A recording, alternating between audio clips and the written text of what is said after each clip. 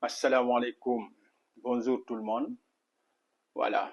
Aujourd'hui, on va parler euh, sur le thème sport et études. Pourquoi les élèves, les étudiants doivent pratiquer le sport, mais particulièrement les arts martiaux. Euh, Quand on parle d'études, on parle souvent d'intellect. On parle le mental, l'intellectuel, l'intellect, tout ça. On pense souvent à ça, à l'intellect. Mais il faut comprendre que le corps humain est composé de différentes parties, telles que le corps physique, on peut parler du corps émotionnel, du corps mental, du corps moral. Et ces différents corps, ils sont interconnectés, ils sont liés. Si l'un ne fonctionne pas comme il faut, il peut affecter les autres corps. Du coup, tous ces corps, quand ils sont en harmonie, quand ils sont en équilibre, la personne peut, il devient une personne équilibrée, voilà, équilibrée. Il se sent très bien à l'aise dans son corps et dans sa tête. Souvent, je donne l'exemple. Une personne, par exemple, le corps physique peut affecter le corps mental. Quand tu es blessé, quand tu as une blessure qui est très douloureuse, souvent, si on te donne par exemple un livre à lire, des trucs comme ça, tu ne peux pas parce que à cause de la douleur, ça affecte le cerveau que tu ne peux pas réfléchir comme il faut. Le cerveau est affecté. Donc, ils sont liés. Donc, là maintenant, c'est là où on va comprendre l'importance de la pratique des arts martiaux, du sport de manière générale, l'activité physique surtout, euh, pour les étudiants. Voilà. Parce que quand on fait du sport, quand on fait de l'activité physique, quand on pratique un art martial, surtout, on voit que le corps va sécréter des hormones telles que l'endorphine, telles que la dopamine. Et ces hormones, quand ils sont sécrétés par le cerveau, on voit que la personne, il est, parce que c'est des hormones dont le rôle c'est de favoriser la sensation, le plaisir. On sent du plaisir à l'intérieur de nous-mêmes, dans le physique, dans le mental. Et ça, c'est bon pour le moral de l'étudiant. Donc, un étudiant qui pratique du sport, qui fait les arts martiaux, il, est, il a plus de chance que l'étudiant, il a plus de chance sur le côté performance que l'étudiant qui ne pratique pas d'activité physique ni de sport. Voilà. Donc, la pratique du sport, ça favorise ça.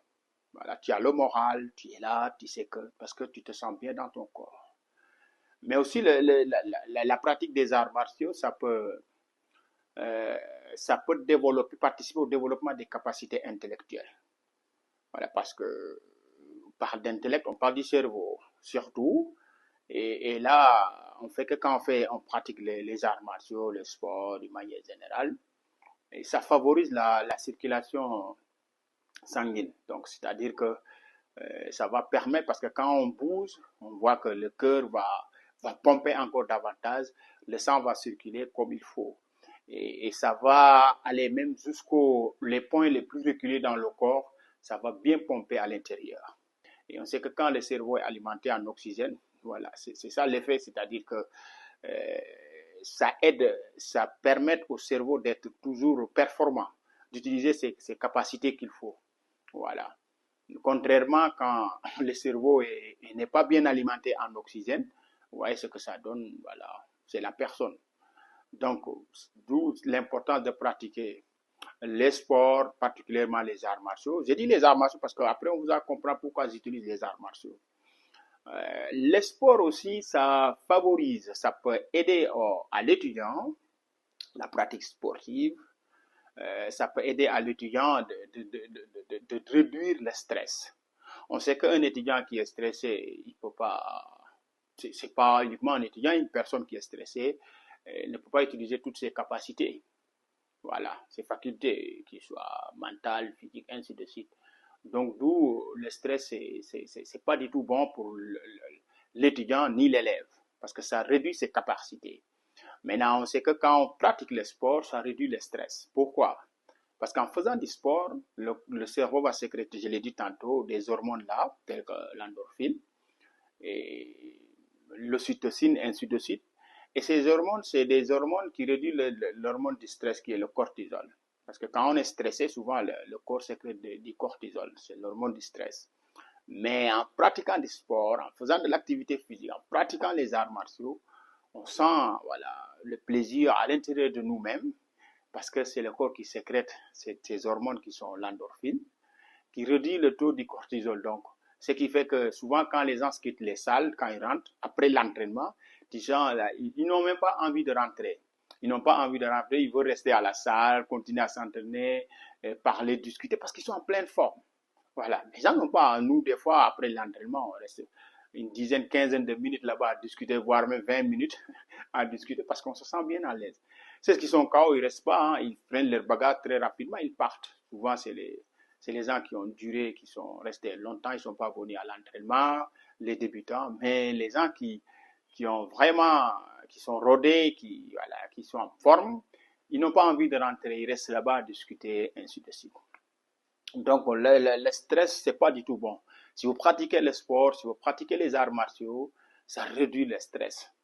Et quand il n'y a pas de stress, le lendemain, voilà, on va bien dormir la nuit. Donc, là aussi, comme on a parlé de stress, mais aussi la pratique de l'art martial, ça favorise le sommeil, ça favorise voilà, un sommeil réparateur. On va bien dormir la nuit parce que voilà, les muscles sont fatigués, ils sont voilà. Après, dès qu'on se met au lit, on va dormir, on va faire un sommeil vraiment approfondi et réparateur.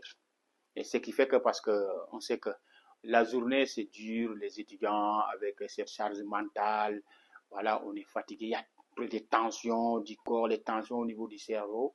Maintenant, quand on va faire du sport, le soir, quand on revient, dès qu'on se met au lit, on va dormir de telle sorte que, comme je l'ai dit tantôt, il y a des gens qui peuvent se coucher à 21h et quand ils se réveillent le matin à 7h du matin, tu les vois en train de bailler. Donc, ça veut dire qu'ils n'ont pas bien dormi. Ce n'est pas un sommeil vraiment qui est bon. Donc, mais quand on fait, après les entraînements, tu vois, les étudiants, ils dorment bien, ils se réveillent très tôt le matin, ils sont en pleine forme. Parce que les muscles ont récupéré, il y a une récupération rapide, voilà, du corps, ce qui fait qu'on se réveille très tôt et on est en pleine forme. Donc, le sport, l'entraînement, les arts martiaux, surtout, ça aide. Je donne l'exemple, il fut du temps à l'université, des fois, en période d'examen, je disais aux étudiants, bon, il faut que, quand vous êtes en période d'examen, mieux vaut ne pas venir aux entraînements. Mais la majorité dit, non, ils viennent tout le temps à l'entraînement. Je dis, mais vous n'êtes pas en période d'examen. Non, non, non, c'est pas grave. Au contraire, quand on s'entraîne, on a plus de performance intellectuelle. Donc, ça dit qu'ils connaissaient le secret de l'activité physique. Après les entraînements, je me rappelle quand on était étudiant encore, et après les entraînements, on terminait à 22h. À 23h, on prenait nos sacs, on allait à la fac pour aller réviser jusqu'à 1h du matin. Et là, tu vois, les gens étaient habitués à ça. Et l'expérience en est que, je l'ai toujours dit, tous les gradés qui sont passés à la salle, sont devenus des deuxième, troisième, quatrième dan, la majorité, je peux dire que les 99% sont des cadres. Et j'avais pratiquement terminé les diplômes universitaires. Voilà, tous, c'est des cadres au niveau de l'administration. Et ces gens-là étaient les plus réguliers aux entraînements. Ça, voilà, j'ai fait cette remarque. Ils étaient les plus réguliers aux entraînements. Ils étaient les plus doués aux études parce qu'ils connaissaient le secret. Voilà. Et je me rappelle, il y a une année, j'avais un étudiant, il devait passer l'année, son grade de ceinture noire. Ceinture jaune, je lui ai dit, bon, il faut que tu viennes démarrer un peu tôt parce que, en fait, que je sais que c'est pas facile. Il me dit, non, maître, je ne peux pas cette année combiner les deux, les études et les entraînements. Sinon, ça va pas. Si je pratique, ça risque de perturber mon année scolaire.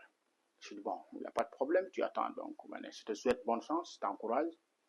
Et malheureusement, à la fin de l'année, il est venu me dire, j'ai pas eu mon diplôme ni ma ceinture noire. Tu as vu, donc c'est ça. Parce que peut-être que lui, il comprenait pas le secret des entraînements. Il ne comprenait pas que les entraînements, ça donne plus de performance intellectuelle. Ça vous aide à mieux mémoriser les leçons. Parce qu'après l'entraînement, le cerveau est totalement vidé. Voilà. Il n'y a plus d'énergie négative, le stress n'est plus là. On regarde les leçons, ça rentre. Voilà, on comprend, il y a plus de... euh, la- on comprend facilement les termes, ainsi de suite. On retient très rapidement. Voilà. Donc, lui, il n'avait pas compris ça. Bon, c'était dommage pour lui. Mais ça, c'est l'expérience, la remarque que j'ai fait, c'est ça. Les plus gradés, actuellement, voilà, c'était les plus doués à l'école. Ils passaient les examens comme ça, hein, voilà. C'est pourquoi je conseille aux étudiants, il ne faut pas l'étude et le sport, l'activité physique, les arts martiaux, ça va. Ça va vous aider. Voilà, c'est au contraire, ça ne va pas vous déranger ou bien ça va vous aider sur le côté mental.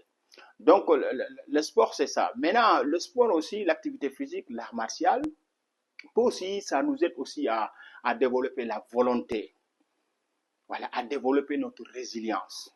C'est pourquoi j'ai précisé au début les arts martiaux. Pourquoi?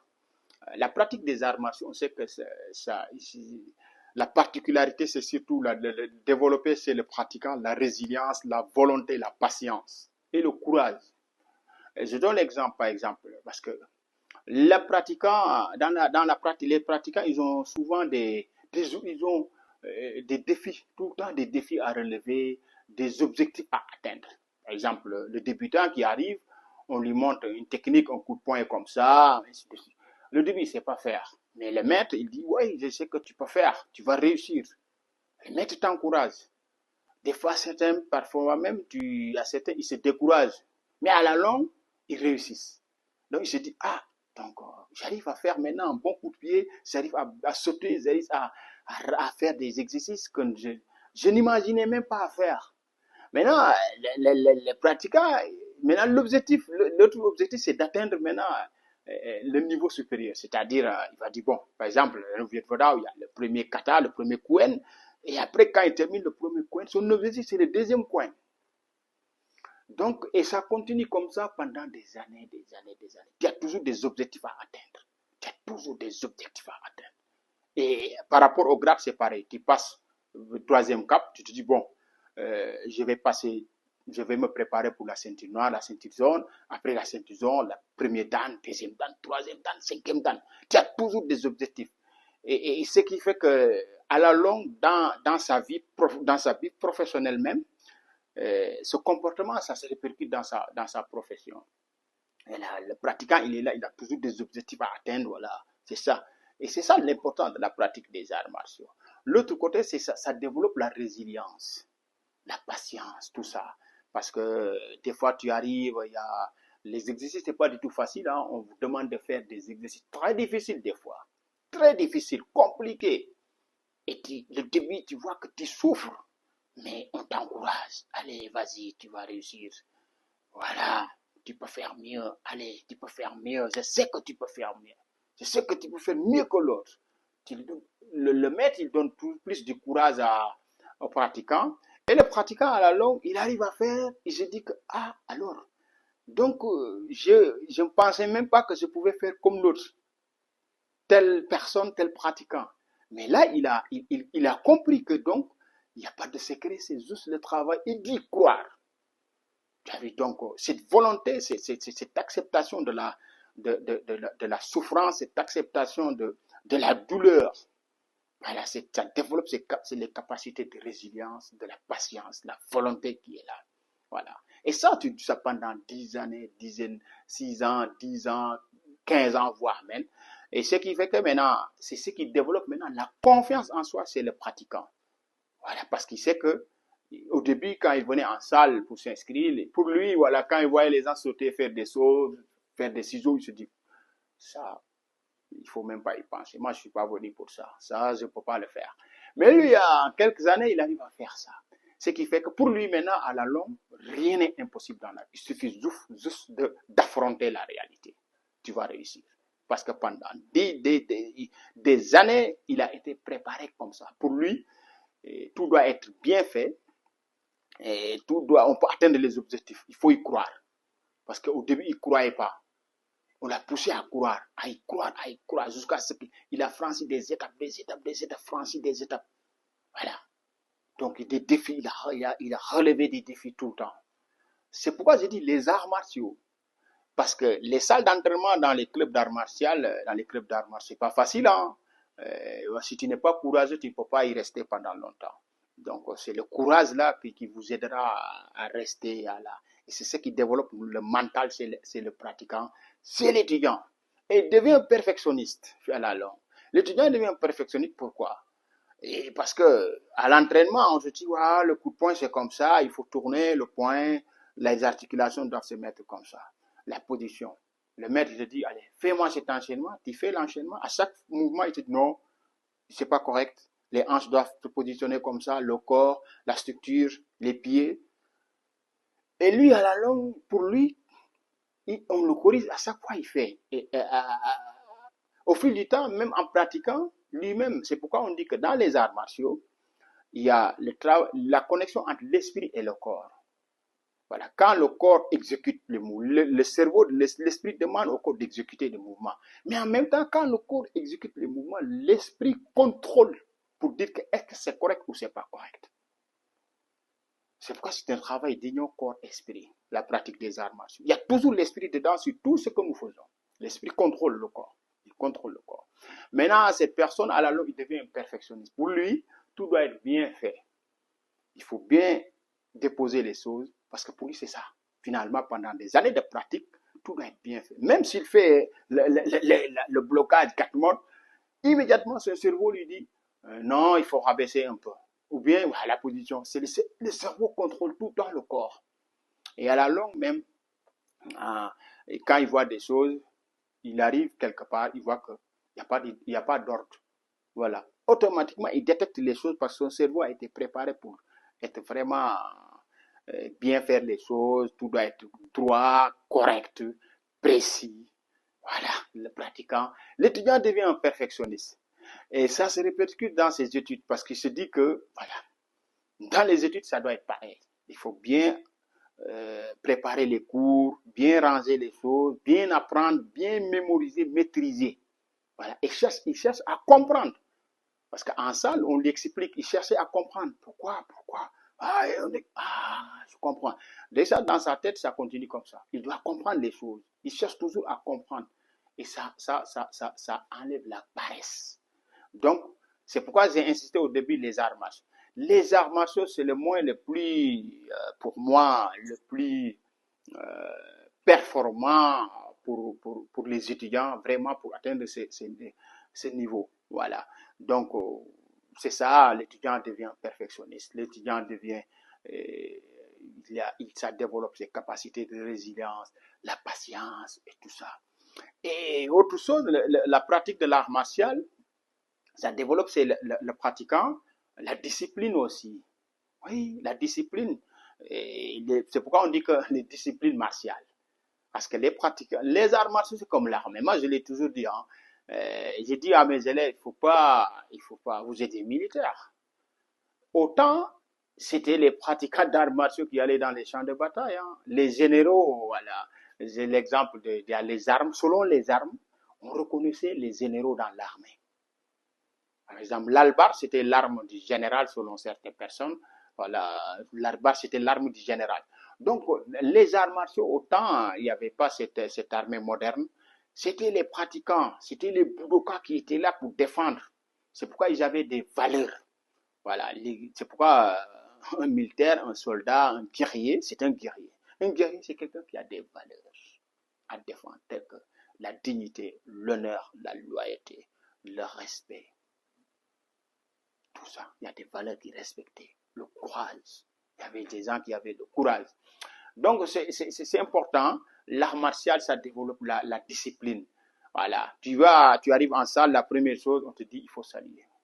Et le salut, c'est des choses qu'on fait de manière solennelle. On ne vient pas, non, on se concentre, on salue. Et là, on rentre correctement dans la salle, on rend ses bagages, on porte la tenue, bien attacher les ceintures à l'ordre. Quand on dit, on fait le salut général, on doit être bien aligné. Chacun sait que, voilà, voilà, je dois être bien aligné par rapport aux autres.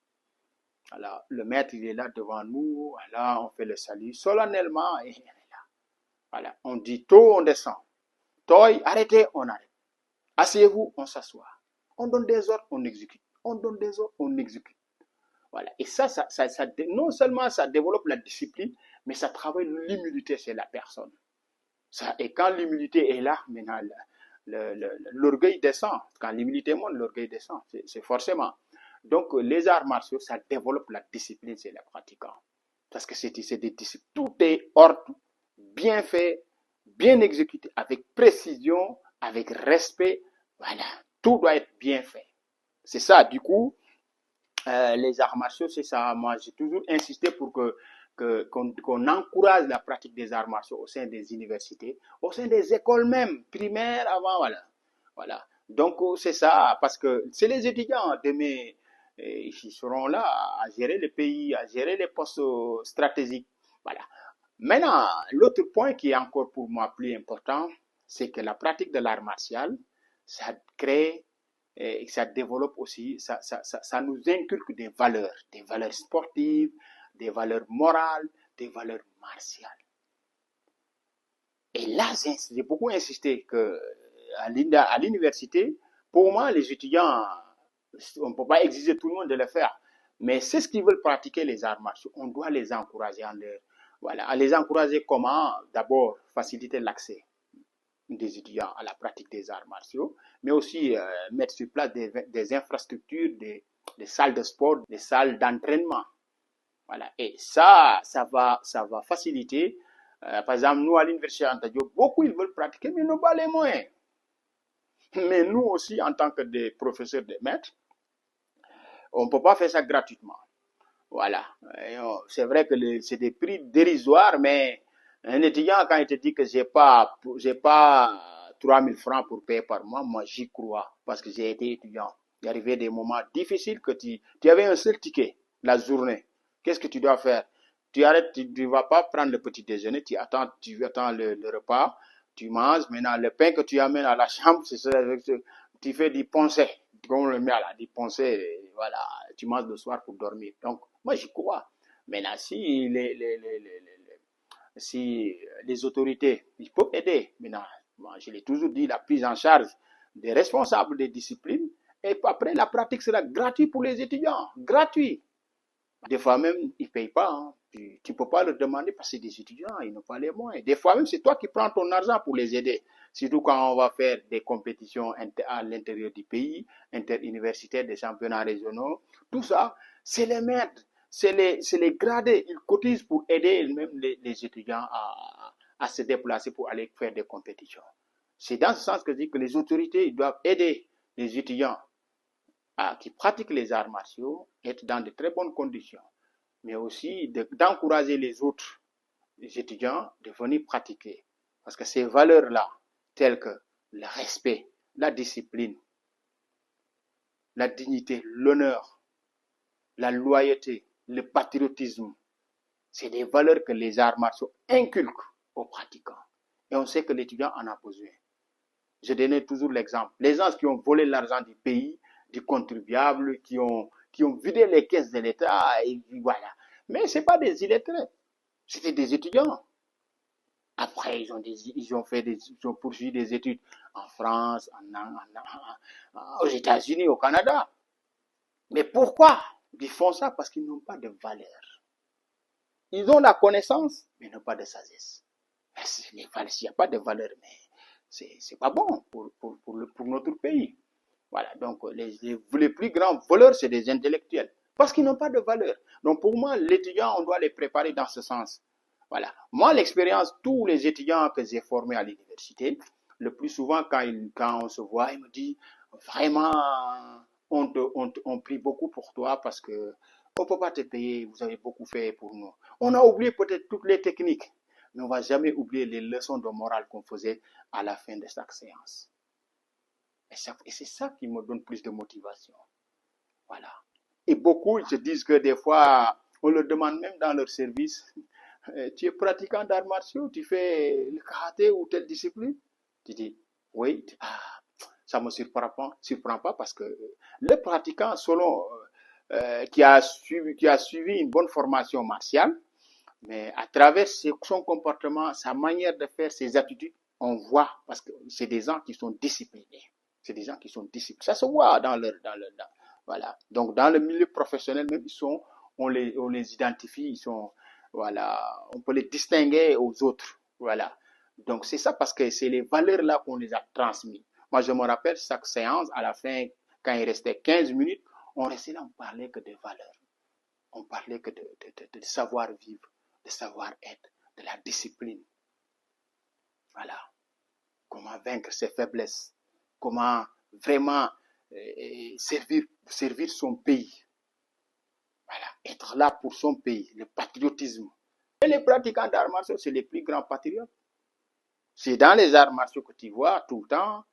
Voilà, le drapeau national, l'hymne national, le drapeau du Sénégal. Nous qui voyageons un peu partout, à chaque fois récemment on était en Algérie. Mais c'est une fierté à chaque fois que tu es en regroupement international, tu vois le drapeau du Sénégal qui est là affiché parmi les autres drapeaux du monde entier. C'est une fierté. Voilà. Mais ce drapeau est affiché parce que vous êtes venus pour représenter votre pays. Et arrivé sur place, on ne va plus dire Maître Diop ou bien tel athlète, nous dit le Sénégal. Voilà. Tu vois, dans les stades internationaux, les gens portent les tenues, les vofous, chacun met le drapeau de son pays. Toi aussi, tu veux montrer le drapeau de ton pays. Je suis sénégalais.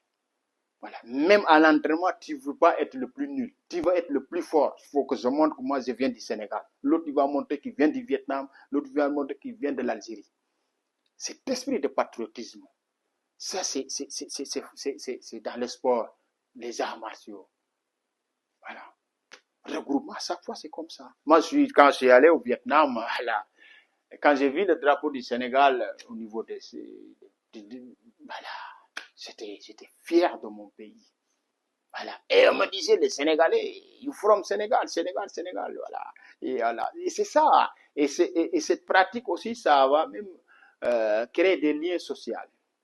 Voilà, donc du lien social, c'est ça parce que finalement, dans le club d'abord, on a des amis, on a une nouvelle famille qu'on rencontre. Par exemple, nous, chaque fois, on crée des thés débats, le soir, on se regroupe, on mange ensemble. Des fois, on a des groupes où on discute. Et on voit que, à la longue, au bout de quelques temps, tu vois, les gens se font des amis entre eux et ça crée, voilà, des amitiés, ainsi de suite. Tu vois, sur le plan international, tu pars aussi, c'est pareil. Moi, quand je suis allé au Vietnam en 2023, novembre, quand je suis venu, il y a une japonaise qui m'a dit, You from Sénégal? Je dis, oui, yes. Il a dit, Sadio Mané. Tu vois, et ça encore, ça te fait encore vraiment du plaisir, quoi. Sadio Mané, good player. Ah, c'est ça. Donc, nous sommes en matière de patriotisme parce que partout où on va, c'est pour défendre les couleurs. Même si ce n'est pas en compétition, rien que des regroupements internationaux, mais tu viens, tu représentes ton pays. Voilà. Ce qui fait que, voilà, c'est ça. Je pense qu'on a beaucoup servi les pratiquants d'arts martiaux, les sportifs de haut niveau. Ils ont beaucoup servi leur pays. Beaucoup même. Beaucoup même. Voilà. Donc, c'est ça le message que j'avais à faire passer. Que la pratique des arts martiaux, les sports de manière générale, l'activité physique, c'est bon pour les études, c'est bon pour les étudiants. Pour moi, ils doivent pratiquer. Ça vous aide, ça améliore vos capacités intellectuelles. Voilà. Il faut aller vous entraîner. Même si ce n'est pas en salle dans les arts martiaux, il faut faire de l'activité physique, minimum 3 fois par semaine. Vous n'allez pas le regretter. Ça ne va pas prendre votre temps. Ça doit faire partie de votre quotidien. Voilà. Études sport, études arts martiaux. Allez-y. N'hésitez pas. Ne perdez pas du temps. Allez vous inscrire dans les clubs de sport. Faites bouger le corps. Voilà. En tout cas, j'encourage tout le monde. Et voilà, c'est ce que j'avais à dire. Merci beaucoup.